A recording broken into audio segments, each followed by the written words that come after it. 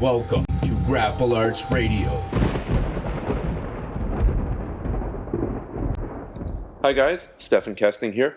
I've got another great interview lined up for you today.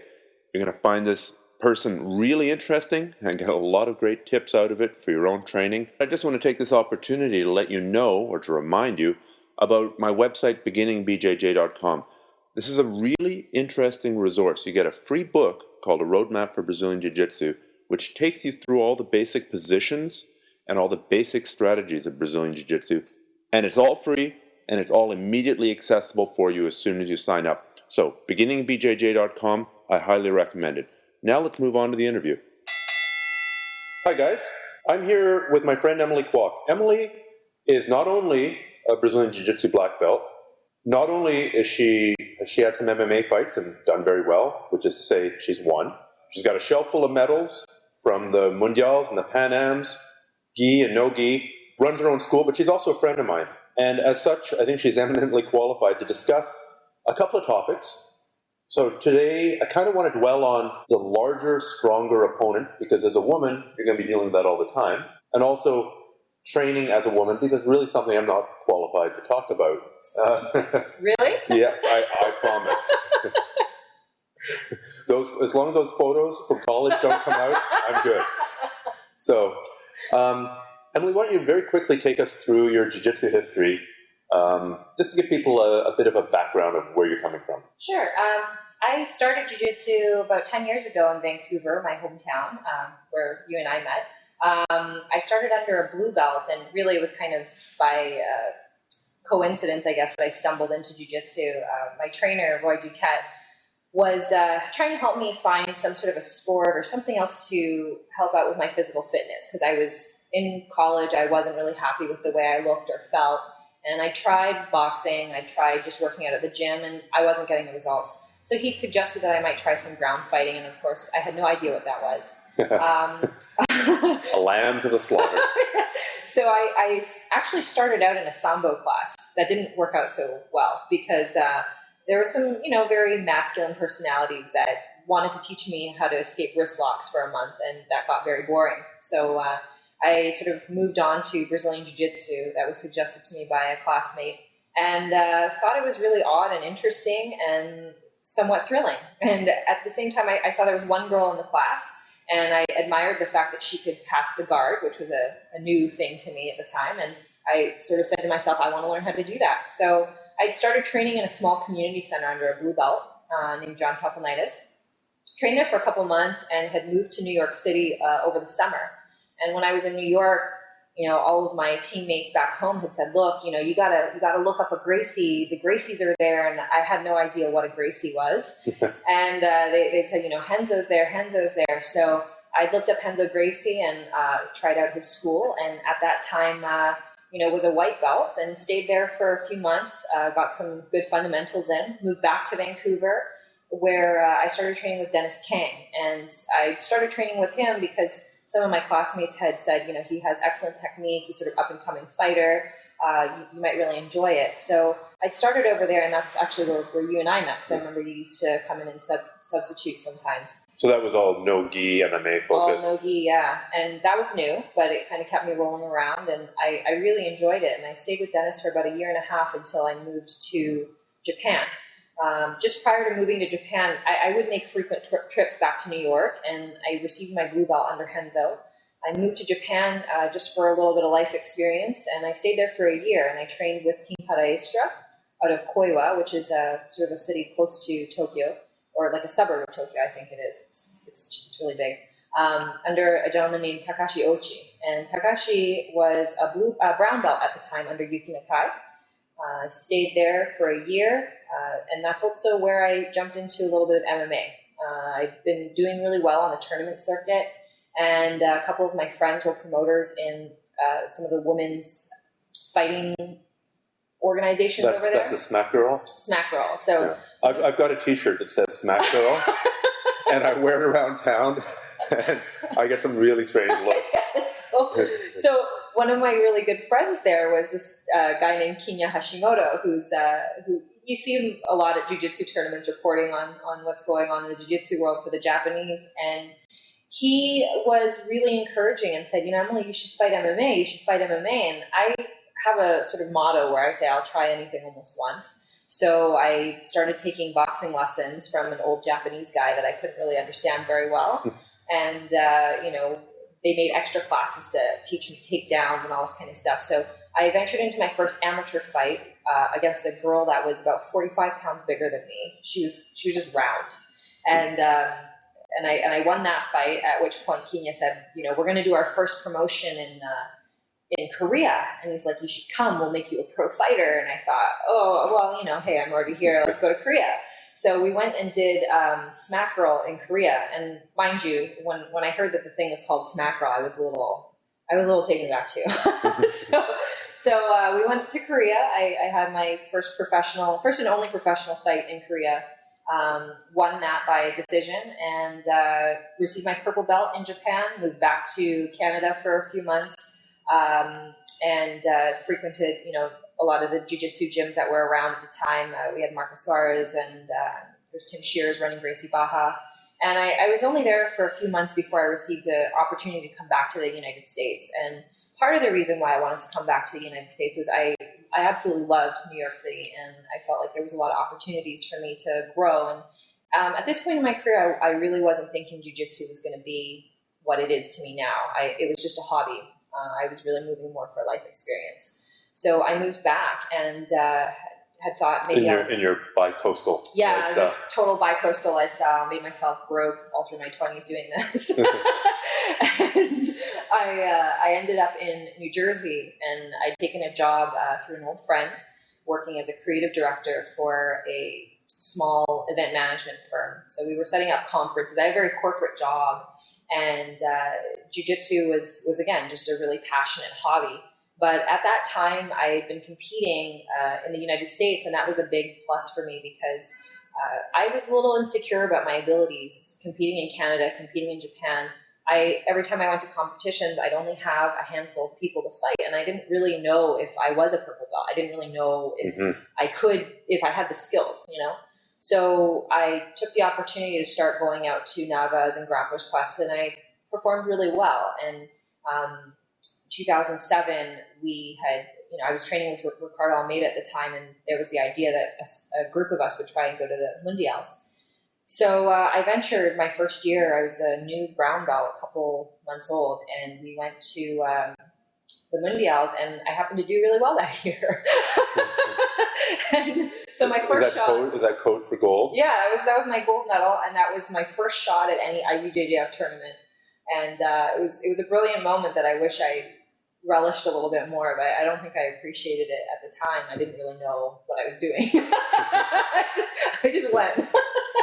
And at that time I made a transition, and I was offered a job to actually start managing and working in a jiu-jitsu school. And I was a little nervous because I was raised sort of very white collar, and I didn't know if jiu-jitsu would provide me with the type of lifestyle that I wanted. And I thought, really, how well can I do teaching or working in jiu-jitsu? So I decided to take that path for a couple of years, give it a try, and I found very quickly that it would be possible. And at that point, I also started to look around, and I started to see that, well, the reason why there's never anybody to fight when I go to tournaments, or there's always the same one or two people, is because that was just sort of the generation that I was a part of. And we often had to fight absolutes all the time, or we had to fight girls that were all different levels.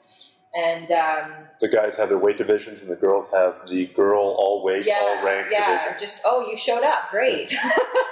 And it would be funny because I'd go to tournaments and guys would complain that they got, bumped up because they were, there was only one person in my division, so now I have to fight some guys that are 5 or 10 pounds up. And I was like, oh, boo-hoo. Why don't you try being a girl? Because sometimes as a woman, you have to fight women that are much bigger than you all the time. So that sort of put me in a place where I decided that jiu-jitsu was going to be something more than a hobby.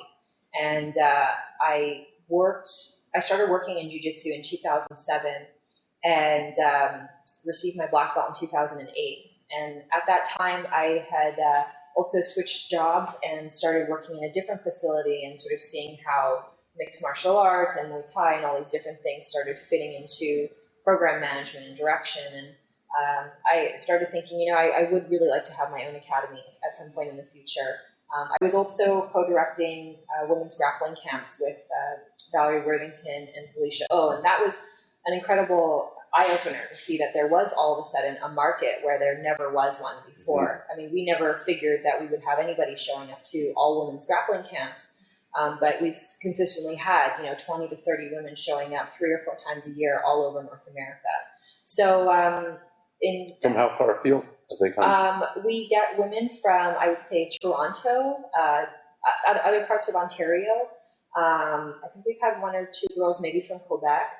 And the vast majority of them will come from the United States, West Coast, East Coast. And what we're trying to do now is we're trying to branch out and bring the camps to other areas that we haven't sort of had a presence in. Sure. So it's been really wonderful. And last year I took the opportunity to come train at Marcelo Garcia's school because his wife Tatiana had reached out to me a number of times before.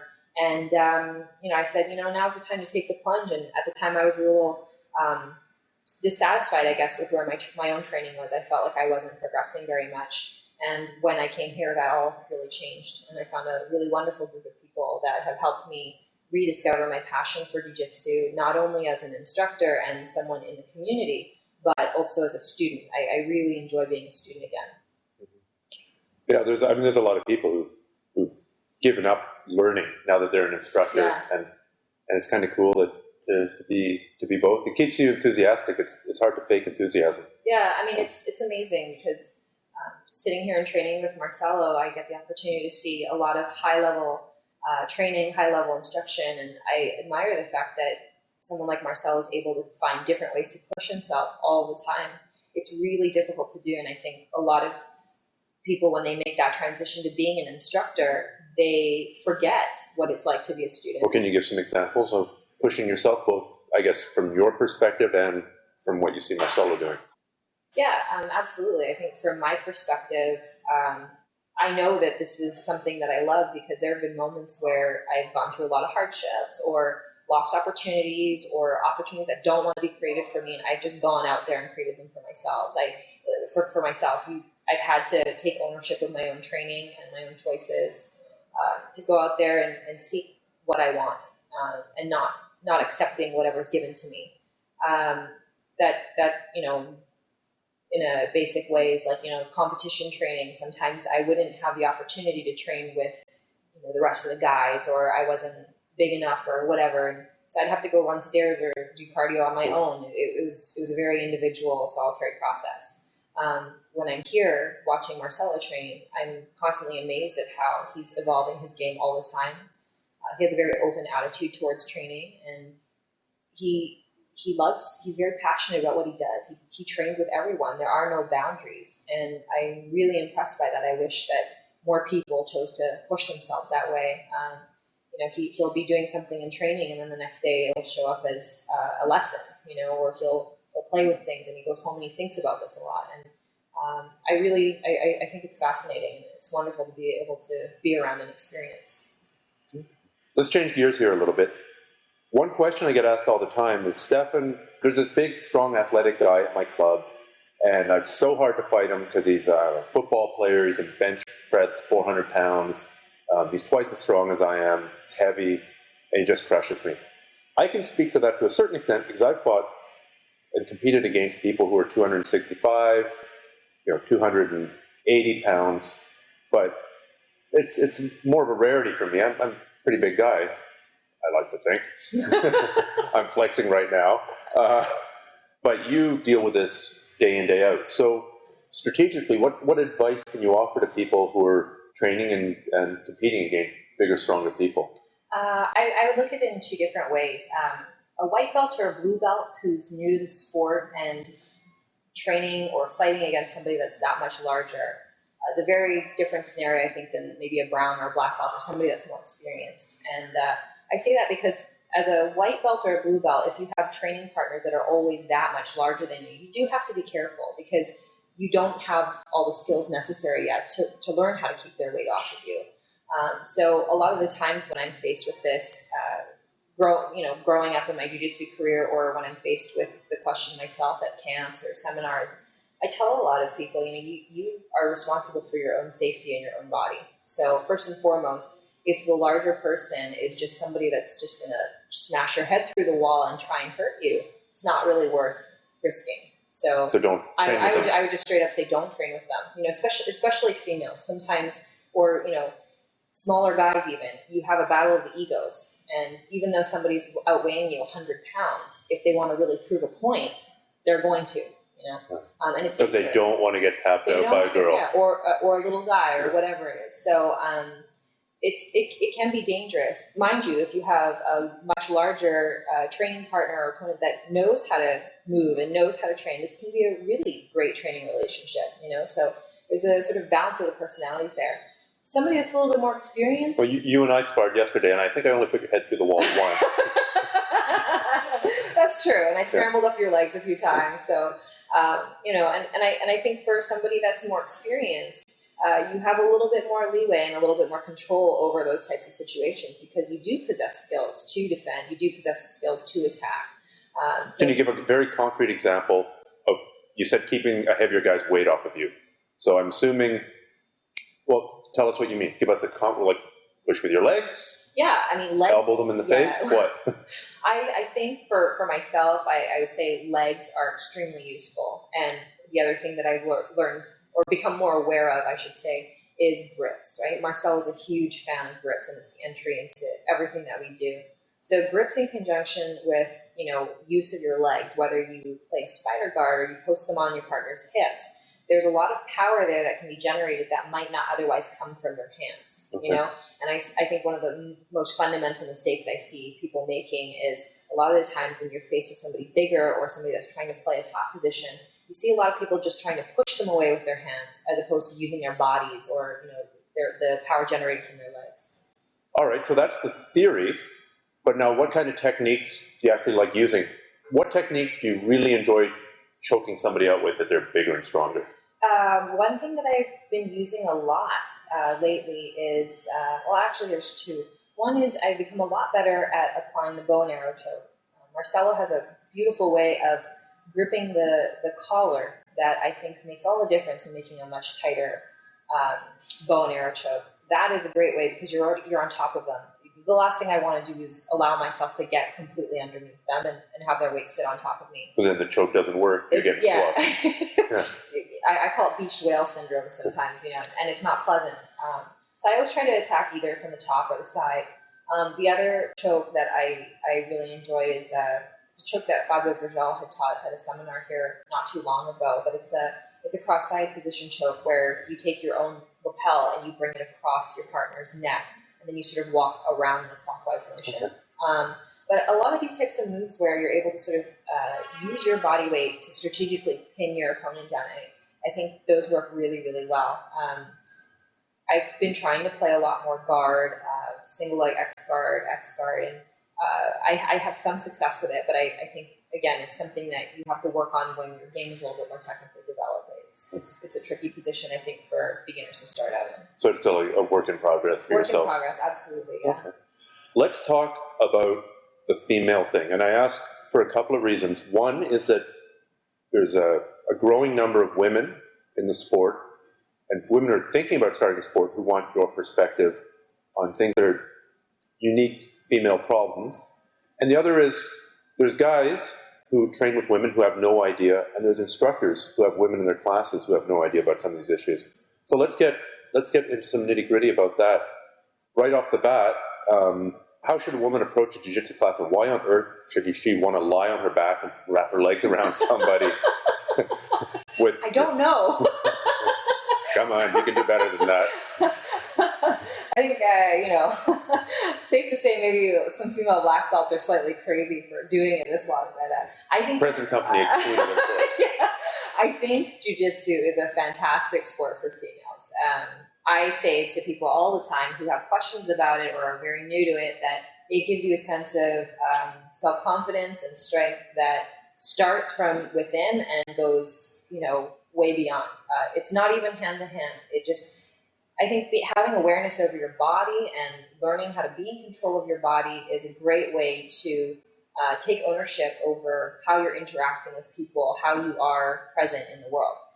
All right, but why jiu-jitsu as opposed to Taibo or ballet or... Because that's still being in your body. Yeah, it is. I would say the body contact is really powerful. You talk about how some people never receive hugs or don't know how to, make a handshake or put their arms around somebody. And regardless of whether it's a comforting motion or some sort of other body contact, it puts you in contact with somebody else's energy. And I think it's really important because it teaches you boundaries of, how to move within somebody else's field.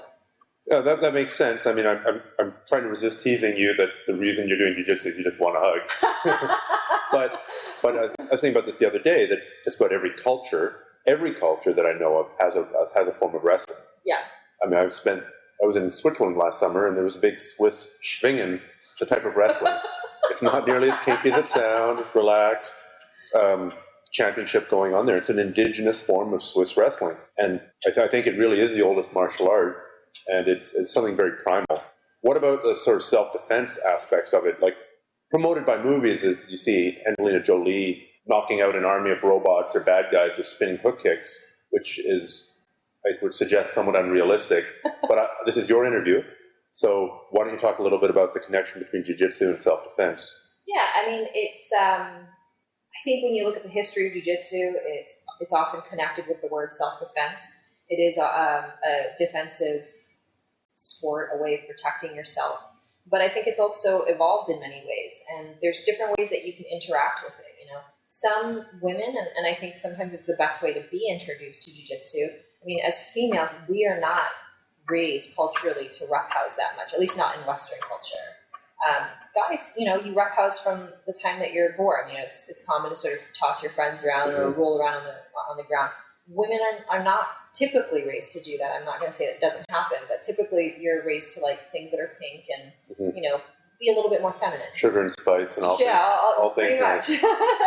And I think, when you have the aspect of self-defense, some people will find that word very appealing, very non-threatening, and very empowering. So it's a great gateway to have someone look at jiu-jitsu.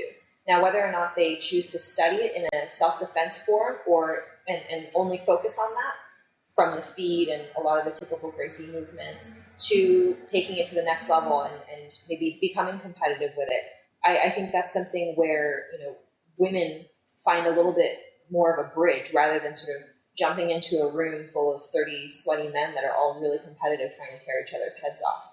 So, I think the history of jiu-jitsu and the role that self-defense plays is very, very, very important in how it's perceived by people and how it's introduced. What do you think about this? There's another thing I've been thinking about recently. Often when I'm sparring with a brand new big guy, usually typically, you hold them down and you can feel the panic rising within them. And they try and bench press their way out of it. They hold their breath. And it's a claustrophobia thing. So that's when I roll with a woman, I don't try and freak her out by giving her claustrophobia. But when I'm rolling with a big, strong football player, sure, if that opportunity presents itself, I'm going to use that, because otherwise he's going to throw me across the room. So I have some firsthand knowledge or experience rather, of claustrophobia-induced paralysis. Now, from a female self-defense perspective, especially from an anti-rape perspective, do you think that there's much... It's a bit of a leading question, so I think I know what the answer is, but I want to hear you say it. I want to hear you agree with me. That developing that sense of comfort with the proximity allows you to think and move and respond in a way that your brain might just shut down if you weren't spending time with sweaty men wearing pajamas on. Well, I mean, I have a really big problem sometimes with how things are marketed. Like when they say rape safe or self-defense for rape scenarios, or rape is a very strong word. And when they market a seminar that's going to be 2 hours on Sunday afternoon and they say, learn vital skills to protect yourself, have some self-defense, I think this is very misleading for anyone, really, regardless of whether you're male or female. If you're going to be attacked, that fight or flight response is instinctive. And the adrenaline dump. Yeah, it's paralyzing. And I've had an instance before I trained jiu-jitsu where a gentleman reached out on a subway platform and grabbed me around the neck, and I froze. I had no idea what to do.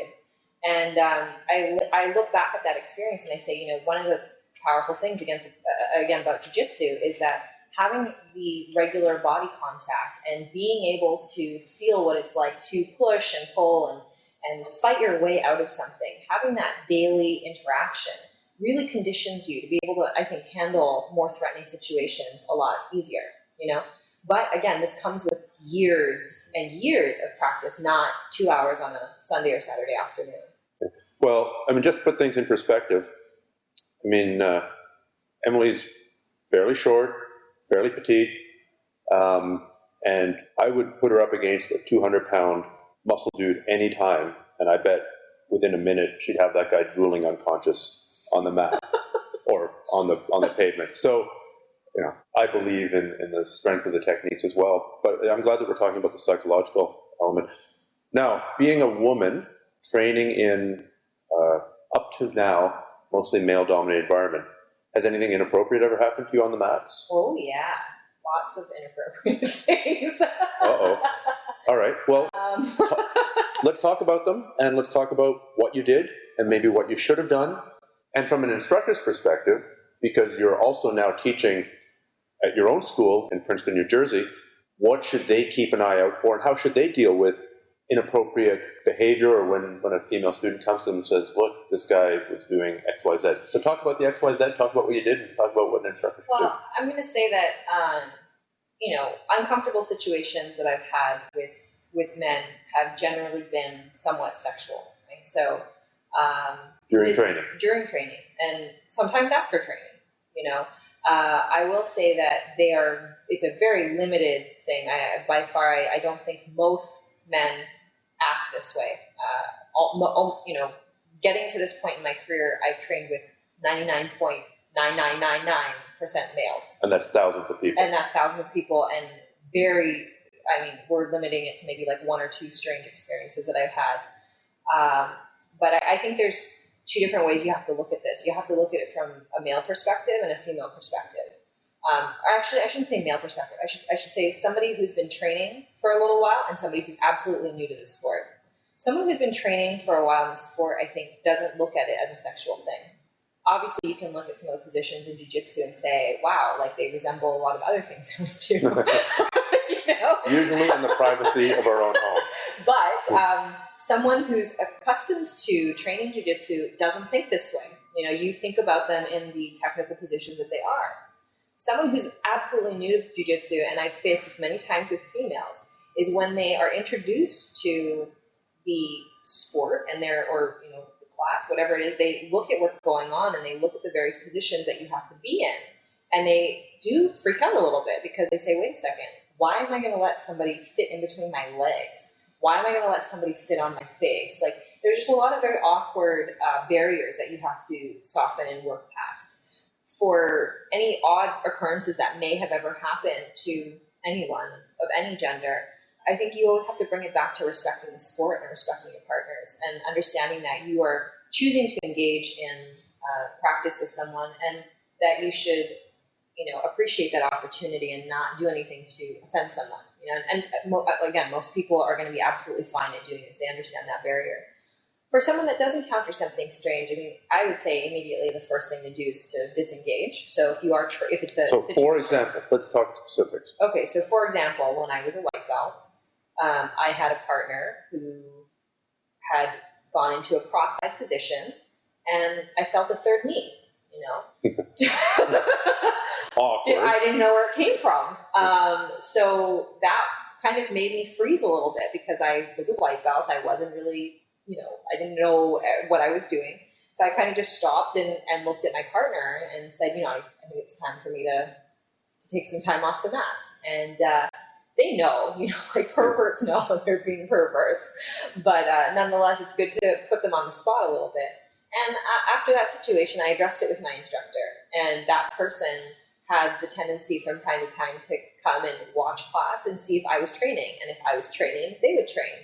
And if I wasn't training, they would leave. But my instructor knew some of the dynamic that was going on, and my instructor would forewarn me and say, look, such and such is, here, I think it's not safe for you to train. You didn't kick him out?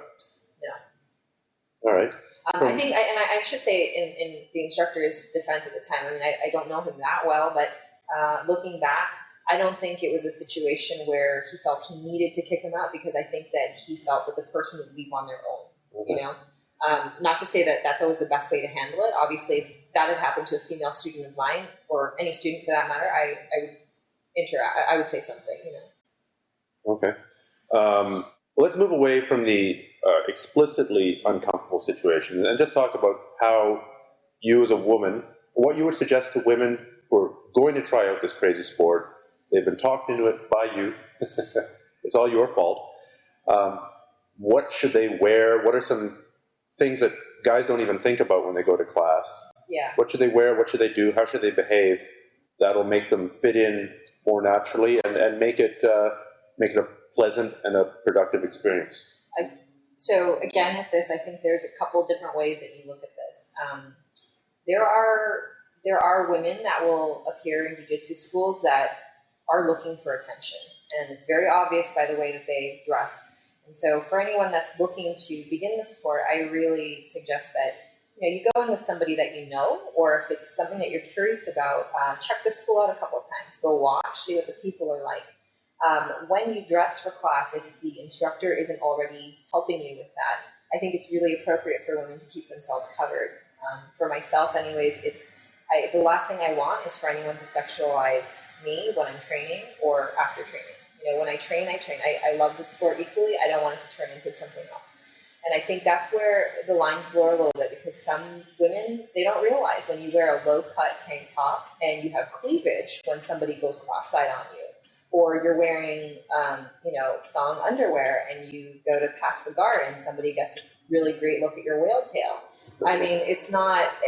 on one level, for the other females in the class, it's disrespectful and sometimes very irritating, because once you bring that provocative element into the training, it sometimes changes the way the men in the class will look at you or interact with you as females, period. So what should you wear then? I think for women, a rash guard on top of your sports bra, or at least a fully covered shirt, something that won't allow you to pull your shirt down or something unusual to happen. I also think underneath it's appropriate to wear full briefs or spandex shorts or something that will cover you up, because the pants that we often wear, I mean, I double tie everything, but they're drawstring pants. They have holes on the side, and a lot of times you see people stopping in the middle of their matches to have to tie their pants up again.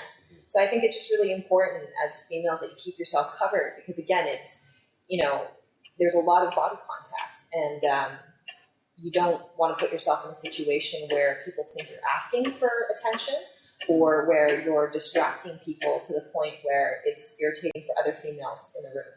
Okay. What about hair and nails? Cut your eagle talons, manicures, gel nails, whatever you got to do.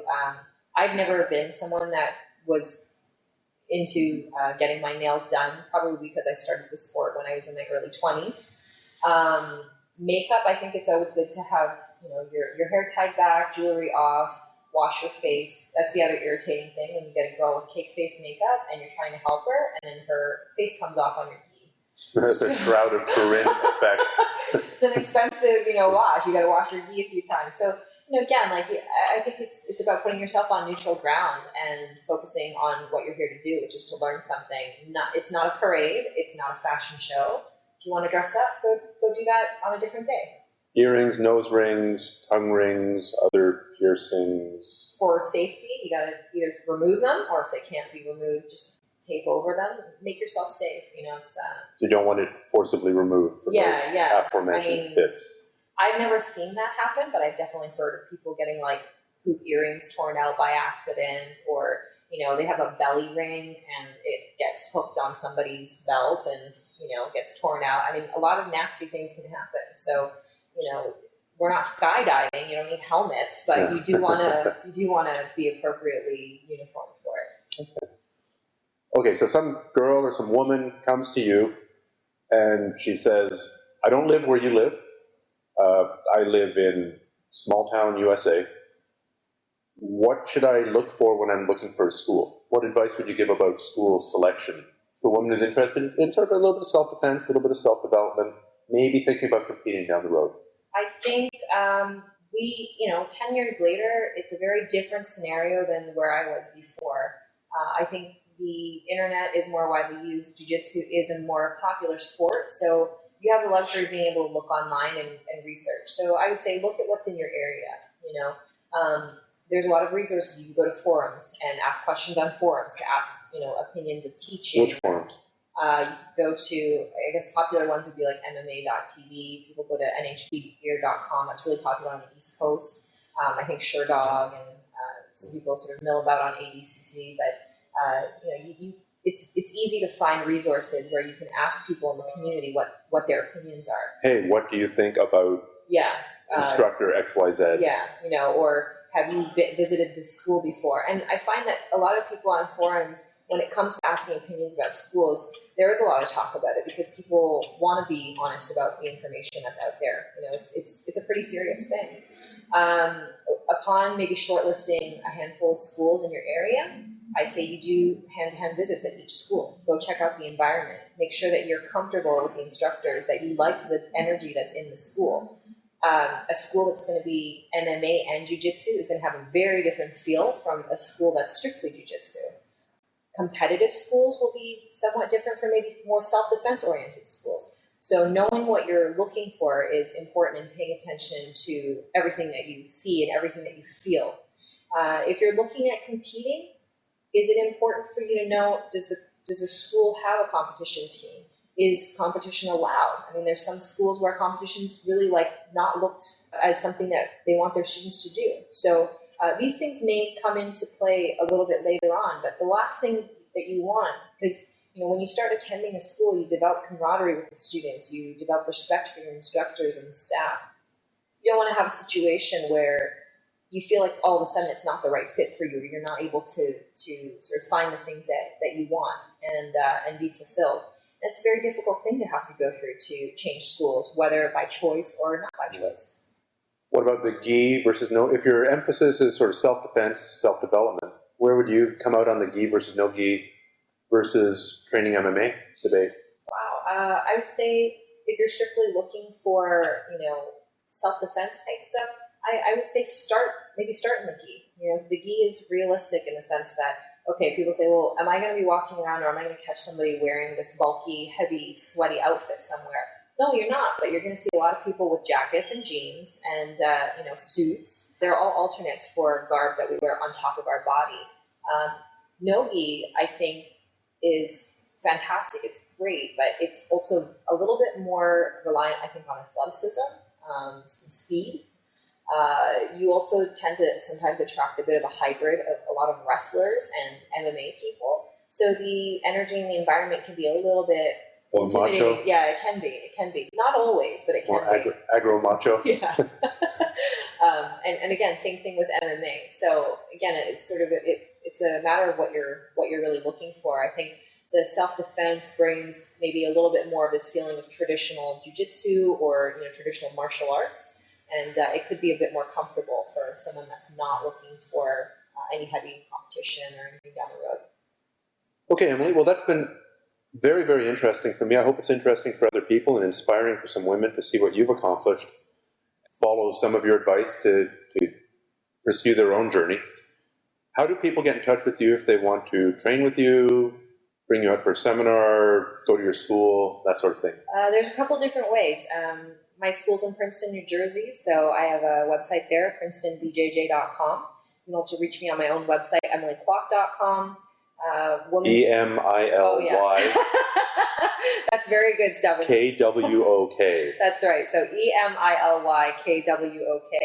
Grappling camps and that whatnot. We travel around the country. Our website there is womensgrappling.org, and that's a group of us.